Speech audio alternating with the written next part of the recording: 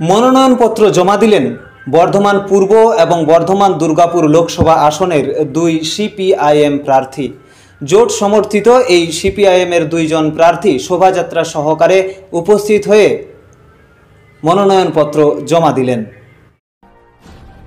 আসন্ন লোকসভা নির্বাচনে বর্ধমান পূর্ব এবং বর্ধমান দুর্গাপুর লোকসভা আসনে সিপিআইএম মনোনীত প্রার্থী নীরব খা এবং সুকৃতি ঘোষাল মনোনয়নপত্র জমা দিলেন।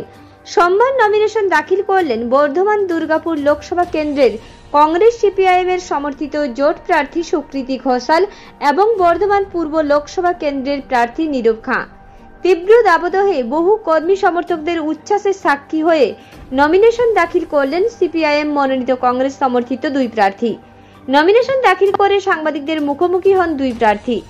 বর্ধমান দুর্গাপুর লোকসভা কেন্দ্রের সুকৃতি ঘোষাল বলেন, আমার বিরোধী পক্ষ যারাই থাকুক না কেন, আমার নির্বাচনী লড়াই কোনো প্রকার শক্ত নয়, কারণ 10 বছর কেন্দ্রের আর 13 বছর রাজ্যের যে অভিজ্ঞতা মানুষ নিয়েছেন সেই মানুষই ব্যালটে জবাব দেবে।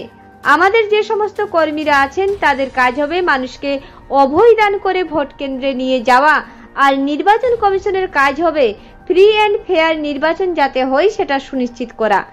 রায় আমাদের পক্ষেই দেবেন সাধারণ মানুষ বলেও জানিয়েছেন সুকৃতি ঘোষাল।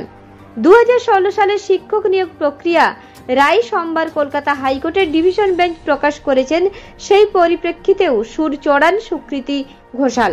তিনি বলেন, আমি শিক্ষাবিদ হিসেবে এইটুকুই দেখছি যে স্বচ্ছভাবে যোগ্য প্রার্থীদের নিয়োগ করা দরকার। শিক্ষাবিদ হিসেবে আমি শুধু এইটুকুই দেখছি যে স্বচ্ছভাবে যোগ্য প্রার্থীদের নিয়োগ করা দরকার।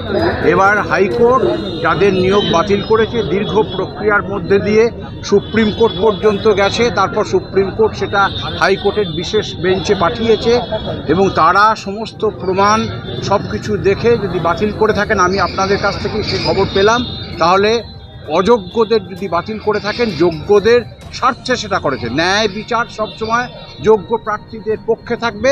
আমরা চাই স্বচ্ছভাবে যোগ্য প্রার্থীদের নিয়োগ।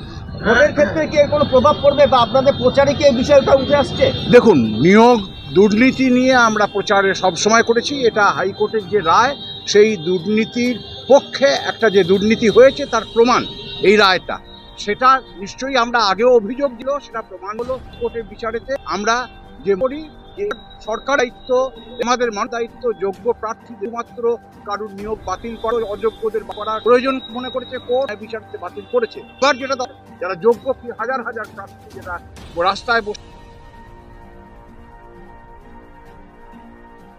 বিচার দিয়েছে, খুব ভালো হয়েছে এবং শাস্তি হওয়া উচিত। যদি তারা করে থাকে তার শাস্তি হওয়া উচিত এবং নিরপেক্ষ তদন্তটা হোক। কারণ ইতিমধ্যে মূলের যিনি ছিলেন বর্তমানে বিজেপিতে, কিন্তু তার বিরুদ্ধে স্টেপ নেওয়া হয়নি। তো এটা হলে খুশি। অবশ্যই এটা কেন, আমরা ইতিমধ্যে প্রচারে তুলেছি এই যে যেটা ঠিক হয়নি, এটা আমরা ইতিপূর্বেই তুলেছি। আমরা 100% কারণ মানে তৃণমূলের উপর করে